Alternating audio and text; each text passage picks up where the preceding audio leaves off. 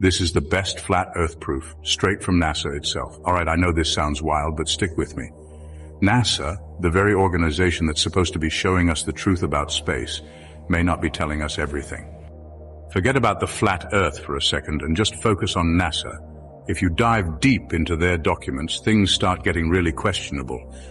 They've released official reports that don't exactly line up with what we've been taught about a spinning globe. Here's the kicker.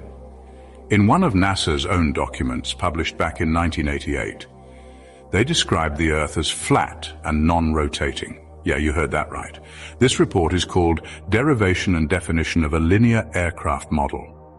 It's all about complex math and flight dynamics, but on page 35 it straight up says, this, concluding remarks, this report derives and defines a set of linearized system matrices for a rigid aircraft of constant mass flying in a stationary atmosphere over a flat, non-rotating Earth. They're making calculations based on a flat, non-rotating Earth. Why would NASA, of all people, use that model if we're supposedly living on a giant spinning ball? Think about this. Wouldn't the curvature and spin of the Earth need to be considered while developing aircraft?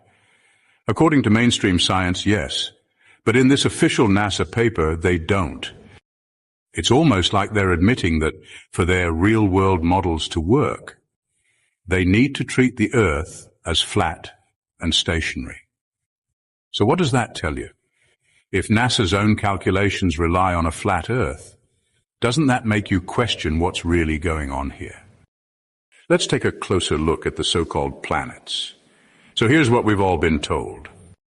Earth must be a sphere because, well, all the other planets are spheres, right? But here's the thing, Earth isn't a planet at all, it's a plane. The shape of the so-called planets in the sky has no connection to the shape of the ground beneath our feet. For thousands of years, people have known these planets as wandering stars. They move differently from the fixed stars in the sky. But are they really solid, spherical objects? Let's break it down. When you look up at the sky, whether with the naked eye or through a telescope, what do you actually see? Stars, both fixed and wandering, look like glowing lights, not solid, round planets. NASA might show you computer-generated images of planets that look like spherical worlds, but those aren't real photographs, not at all. They're fabricated visuals designed to fit the narrative of a globe Earth. Here's something interesting. The word planet itself comes from the Greek word planetes, meaning wandering star.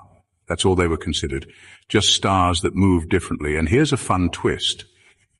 The word plane, as in flat surface, also has the same root.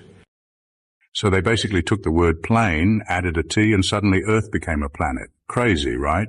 They literally just redefined our world and sold everyone on this idea of a spherical planet. If that made you think twice about everything you've been told, you're in the right place. Stick around and watch more videos like this on our page. This is for entertainment purposes.